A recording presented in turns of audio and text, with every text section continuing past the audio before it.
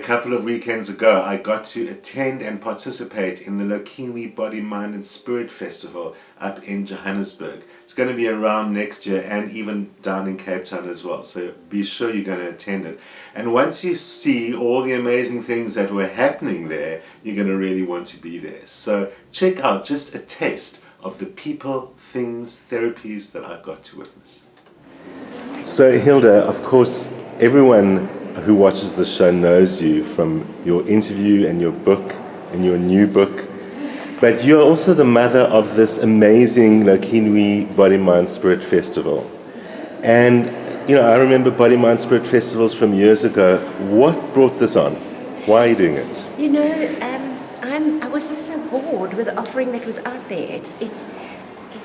We've done the markets, we've done the under the trees and the gazebos. I want people to come to a professional place and celebrate their business, not just a little hobby they do in the back rooms of their house. Right. And if you want to put it in another league, you have to take the risk. So I've taken the risk, I've upped the game, and people are loving it and they're ready for it. So that's why the big guns are on board. Like you, I've been in this industry for 100 years. You know that. Yeah. And because of Namaste magazine, my name is known. So there's this public entity called Hilda de la Rosa, who is not me. It's another entity. So when that entity comes out and says, I'm going to do this, people already expect me to shake up the industry. It's what I do. Which also makes them more open to you doing it. Yes. So when I go, I'm going to do it again. Some of them go, we don't want you anywhere near us.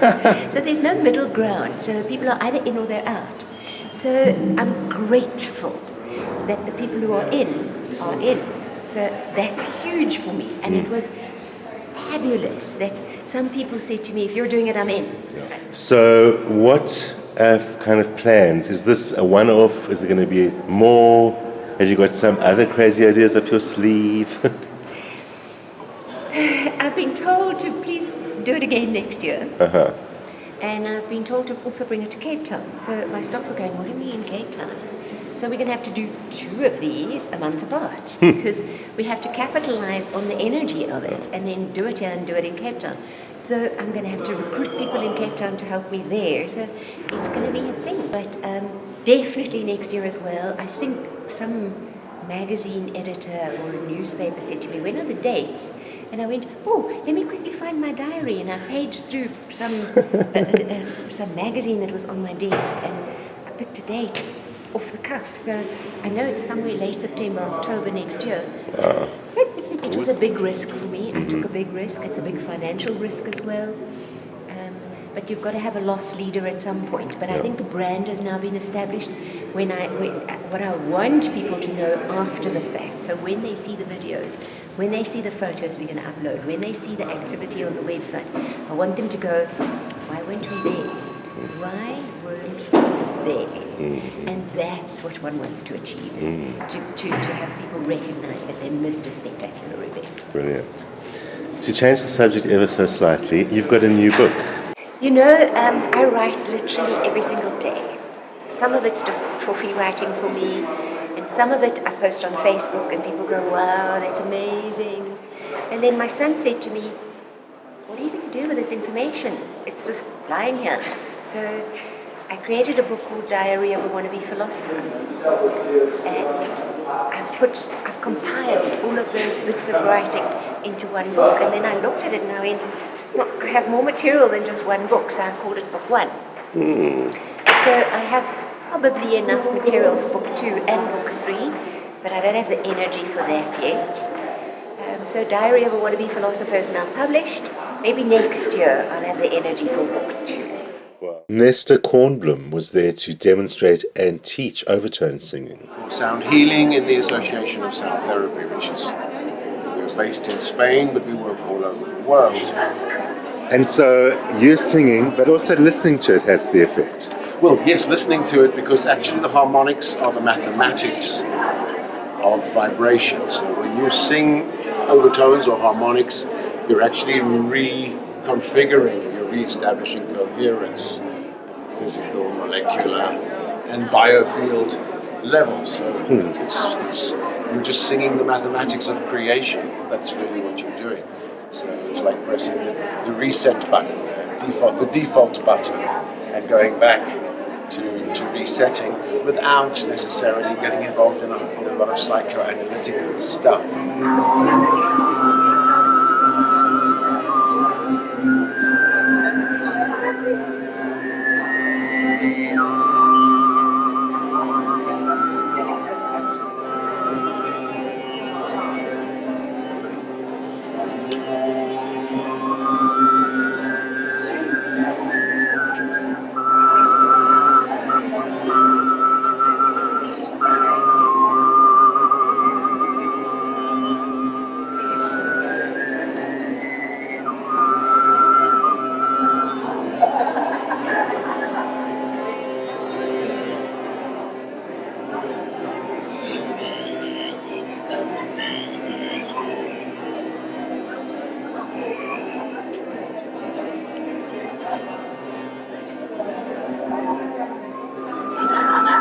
It was great to see the classical, well-established alternative remedies. But I think we have arrived at the place in the world where at least everyone has heard of Rescue Remedy. Everybody. Which is amazing. Absolutely. Because, I mean, it starts here, right? It does.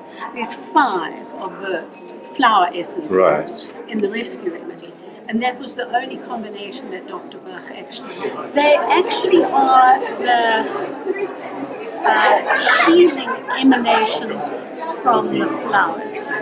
So you said that Dr. Bach himself only did the Rescue Remedy? No.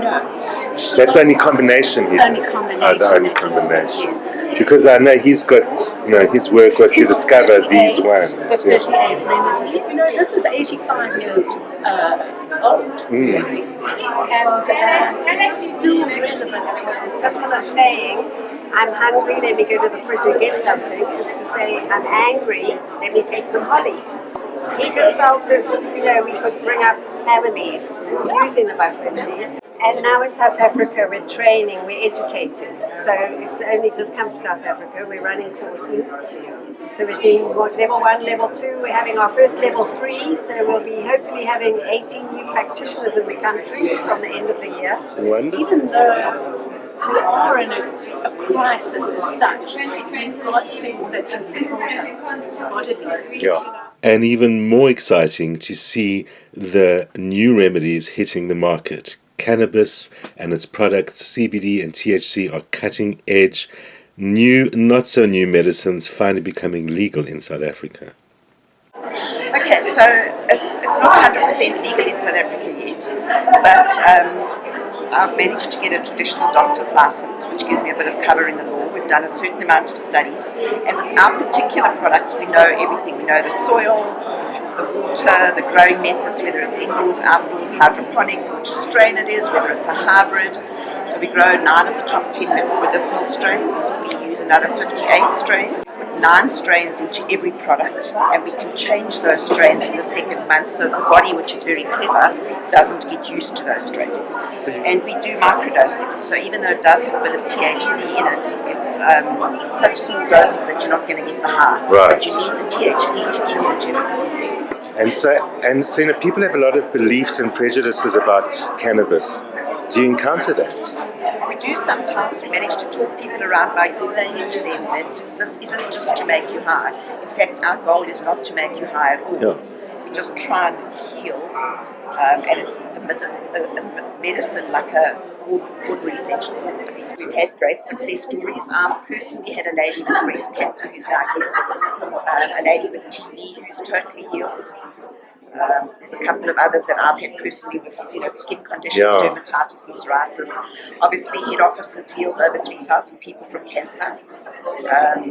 We treat 73 of those cancers and so on. And he works closely with a herbalist and a homeopath, so we can add in supplements to aid the cannabis to heal the whole body. So what is the future for medicinal cannabis in South Africa? They're busy discussing it at the moment with SAPRA, which used to be the Medicine Control Council. So all ours and a lot of other companies have put their documentation in there, trying to find a common ground of the way to take this forward, because you can't just have everybody having oil. The oil needs to be at a certain level and the products need to be at a certain level. So it's in the pipeline, but government takes time. Biofeedback, around since the 70s, has taken on an altogether new dimension. So it's got to do basically with rewiring your brain waves. So when we go through traumas, we go through stress, we go through anxiety, medication use, injury, all of those things, our brain waves go out of sync. So that means that we don't really function the way we meant to, because our brain waves really govern the way that we function. So if they're not doing what they're supposed to, we are not doing what we're supposed to. So what happens is when we try to sleep, our brain is actually too busy in the back of the head, so that causes us to not sleep properly. So even if your body sleeps, your mind's not resting. So no matter what you do, you're going to be tired in the morning. We do an assessment. It's a non-invasive process. We put EEG electrodes on your head and we gather data. So people don't feel anything, nothing happens, there's no shaking or anything. We basically see how your brainwaves function when you're doing different things. When you're at rest, when you're concentrating and so forth. And then we can see, look, your brainwaves are actually too busy here, it's actually too slow here, we can see what's happening. We can identify the reversals that are in each person's head. And then we can also balance them, which is where the magic happens. No, basically what we do, use the same technology, right? And then we hook you up and we identify a program so that we can see if this and this and this is happening, this is what we need to do. So what the person needs to do is they come for training, that's what we call it. So we basically help your brain to now function the way it's meant to by rewarding it. So still the electrodes are in the head and it still goes through the computer. This time we link it to sound, for instance, or to visuals, and we play your brainwaves back to you. So it gets to see itself in So it's a action. biofeedback. It's like biofeedback just for the brain. Yeah. It's neurofeedback, so very cool. Another incredible development in biofeedback technologies is heart math, going for the heart. Heart math is it started off as a group of musicians who decided that they were going to California and that there was a better way to deal with stress. Instead of antidepressants and various drugs to move away from stress, there was a different way. And heart math is the science of the heart, and they have created a science out of the measurement of heart rate variability. So heart rate variability is the beat-to-beat changes that occur in our heart, and our emotions are the core of what drives our outer results. So the heartbeat changes and has a different trace or fingerprint almost of your emotion. So you could have an emotion of frustration, has a very jagged experience, and you can move to appreciation just through the right techniques and the right shift in emotion. And because we are beings of frequency and we are vibrating at all times, and the master pendulum, if you want to call it, of our lives is the heartbeat.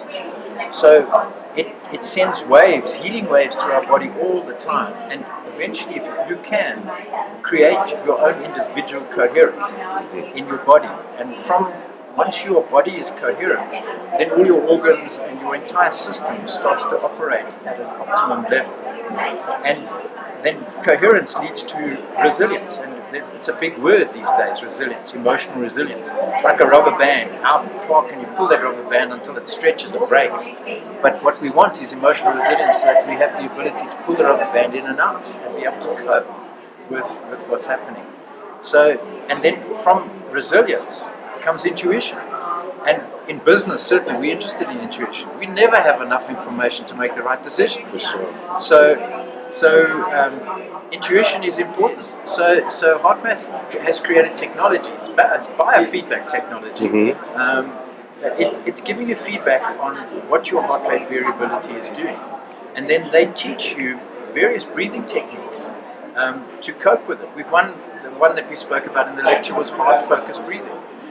It's basically concentrating on the area of your chest of your heart and breathing in slightly deeper and slightly slower than normal. And we can then, just through that technique, we will calm down our autonomic nervous system, and we'll move to some kind of coherent state. That we need to be coherent because there will always be external stimuli that are hitting us. But if we are coherent, we won't overreact. The interaction of people in group is social coherence, and we are connecting with one another's fields all the time. But that leads to global coherence. And so we are feeding the field. And of course, the latest in herbal remedies and movement practices. It's called Herb Afrique because Afrique is French is the most spoken language in Africa. It's a fact that it's African, formulated for the South African skin and the climate. There's no point in using a German, Swiss, French, American product in South Africa, in this southern hemisphere, where we have 8% moisture, or 10% moisture, and they have 80% moisture. For start. The Nia technique is a fitness fusion that combines a mixture of dance arts, healing arts, and martial arts. So the idea is to move to music, a variety of different kinds of music, with choreography and free dance, and to really touch into the spiritual side of your body a little bit more than basic normal aerobics or fitness activities would do. I think the dancing is really just connecting to music with movement, and Nia gives you the permission to move in a way that feels good for your body. There's no right or wrrong, although there is some choreography. Sure. The choreography is designed to be more straightforward, and there's an element of free dance too, which gives you permission to move in a way that works for you. There was a room for all sorts of readings where I found well-known Cape Townian psychic Karen Berenson, now living in Johannesburg, spoke to her about her life and watched the demonstrations she performed. So, Medicinal was really our baby. That was Belinda, Dustin and I. What a journey that was to put it together, because looking for SACWA accreditation wasn't easy with metaphysics. But after 5 years, Belinda fell pregnant, and I got involved in peace building globally, and so both of us kind of came to the end of our journey with Medicinal. We launched and put in place and run years of classes and set up the online platform, and we were really, really happy. But it was also kind of a change of scene for both of us. We're like, now what? And one of our students had actually said, he was already working for us, Robert, and then Robert actually purchased Medicinal. And so one of our students owns it today, which is a great pride and joy to us, and still continues exactly within the online models there. And obviously he's brought his own flavor and broadened it as well, which is really exciting. So it's still there, and I refer clients to Medicinal all the time. Wonderful. So birthed the baby, and then it's growing and gone on. That's fantastic. You've always worked as a psychic? I have for probably about 25 years. Yes, I have. As psychics go, you're so down to earth and real. People are expecting like Madame Rosa with wafty lace over her head. And you are the epitome of you're down to earth, you're real, and you are gobsmackingly accurate. I know you teach psychic development. Can everyone be taught? That we all have an instinct, and we all have a natural intuition. And I'm really sorry that it's not taught in schools, and that it's not some part of us that can be nurtured into finding our core and our connection with the one, whatever that might be for, depending on your school of thought. When people say I'm a born medium or natural medium, and I'm saying, I could be an Olympic athlete, but I just haven't had a coach. And I think my blessing is that I've been part of a spiritual center and history school for 30 years, and we've had my development and my growth and my training.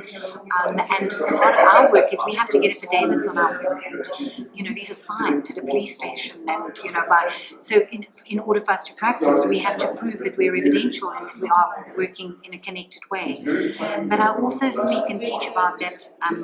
To me, psychic development and spiritual development, it's like a pizza.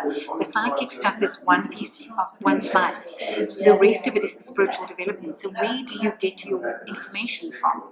And so, for me, and I've been encouraged to do this, is study many schools of thought. And I like to say that I'm a practical mystic, in that I believe in making it practical, because we're in a human form, we're in a human life. That base of life is there, and I like to just help people ground it and bring it into being, while providing comfort. Come back to Joburg after 23 years, and I'm loving being here, and now starting to teach the workshops again, and they're either over 6 weeks or over a weekend, depending, and really open to anyone who just wants to connect with intuition and begin their journey. Odyssey Magazine is back. My name is Deborah Stevens, and I'm the new editor of Odyssey Magazine, and we brought it back into print. It will be quarterly, and it is distributed through On the Dot, and it will be in Pick and Pay. It is in Pick and Pay, Spar and Clicks right now as we speak. It's also available on subscription, And you can subscribe online on www.odysseymagazine.co.za. Well-known reflexologist and innovator Chris Stormer Fryer told me about her latest work. I'm Chris Stormer, now Chris Stormer Fryer, but I started off in the medical profession as a nurse midwife and health visitor. I was totally sceptical about the fact that the body is reflected on the feet, particularly when I looked at the mats and saw little circles saying a heart there, a lung here, or whatever it was. And so I thought, no, this is ridiculous, I'm not going to have anything to do with it. So eventually I then transferred the circle, so to speak, into the anatomical form. And that was when it started talking to me, the feet started talking to me. And then I realized that actually I was channeling through what was now called the universal technique. All this has been channeled through, it's not my information. And I walked through this book, this is now the 4th edition. I call it the universal approach to feet because it's not mine, it comes from a far greater source than me, and it embraces every aspect of our beings. Because we are multi-dimensional thinkers, and again the brain reflexes are reflected in the toes, that each chakra is also reflected onto the feet. Because if somebody comes with a pain and they say, I've got a pain right here, we'll say straight away it's the right foot, it's something in the past. It's in the feeling area, so it's something they felt in the past. It's under family toe, and it's in the doing area because of the yellow. So the question to ask them is, how do you feel about something that was done in the past? Beautiful. And this book is not a book you read from cover to cover. There was an amazing American guy who did a review on it, and he said he bought it in September last year, tried to read it cover to cover and found it was just too overwhelming. So he put it away, and then he took it out again. He realized it's a book that you just open up and you find whatever page it falls on is the page that has a meaning for you. And so this is a very powerful book. Like most things that I bring through, it's always before its time. But you know what? We're evolving at such a rate that we now need this, and we need these assistants to get to the next stage of our life.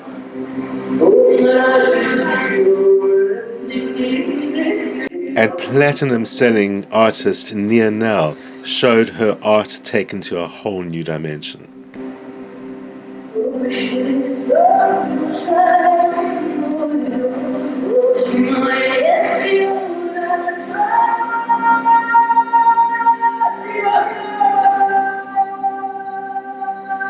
So everyone knows you as, an extraordinary artist and groundbreaking. I think even internationals have done your music.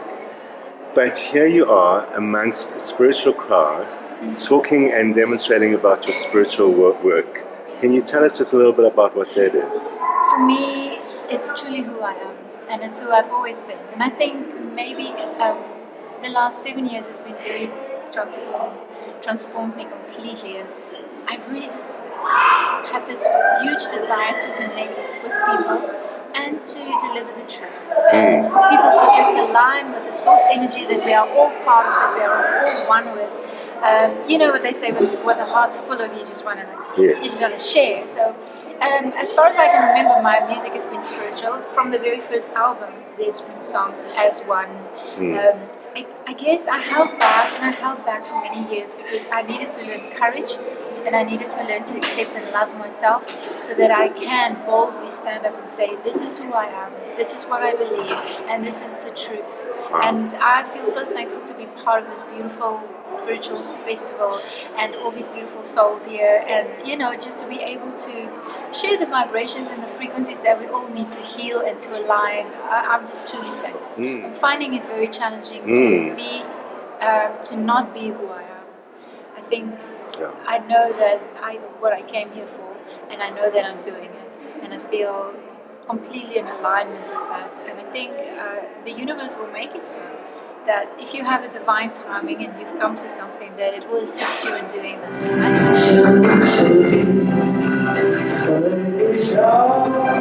that.